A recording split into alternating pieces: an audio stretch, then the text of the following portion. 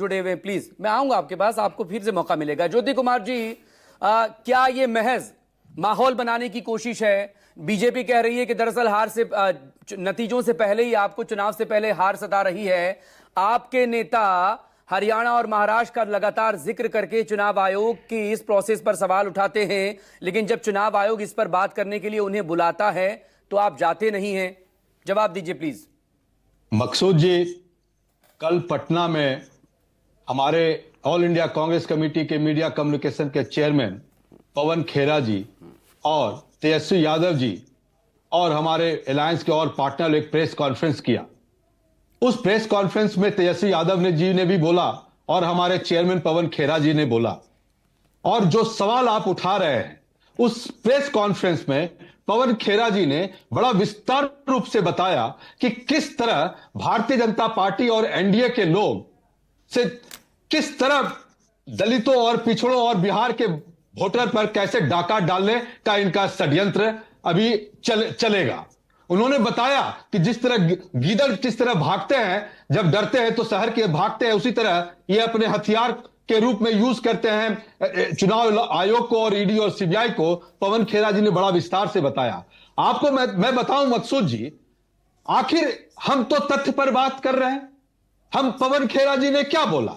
उन्होंने बोला कि आखिर आपको ये स्पेशल इंटेंसिव रिव्यू, आपको जब चुनाव आयोग ने खुद बोला था कि हमें 2 साल लग गए थे इसका करने में, तो आप 1 महीना और 2 महीना में आप कैसे कर लेंगे?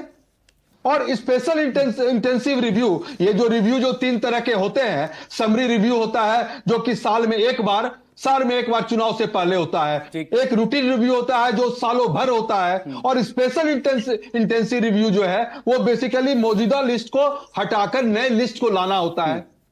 मैं बाढ़ के एरिया से आता हूं, मेरा भागलपुर शहर मेरा है और जहां पिरपैती मेरा गांव है, और भागलपुर से आगे बढ़ेंगे तो पूरा जलमग्न हो जाता है, पूरा जलमग्न हो जाता है।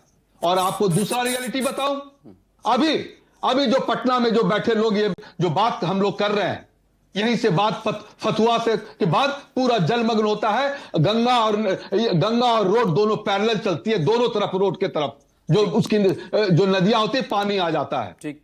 और कोसी का तो बात ही आप छोड़ दीजिए, जिसमें आपके ऋषिकेश जी ने पूरा विस्तार से आपको बता दिया। तीसरा जो रियलिटी है कि जब मार्च अप्रैल में तो मजदूर काफी बिजी होते हैं, क्योंकि धान और मकई का उस समय कटता है। ठीक। उसके बाद वो उनके पास काम नहीं होता और वो बिहार छोड़कर चले जाते हैं पलायन करके मजदूरी करने के लिए। जी।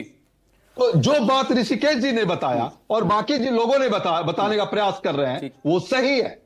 और 1 महीना में आप 7.65 करोड़ वोटर को आप कैसे करेंगे, जब आप चुनाव आयोग ने खुद बोला था कि 2 साल लगे हमें उसको करने में। और जो सबसे महत्वपूर्ण बात, चुनाव आयोग ने बोला कि हमने 4000 लोगों के साथ कंसल्टेशन किया।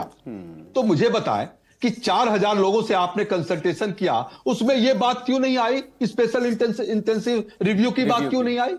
और इसके पहले अभी 3 महीना पहले तो हमने समरी रिव्यू किया था, तो आप उसके साथ उस समय क्यों नहीं कराया? कुमार सौरभ,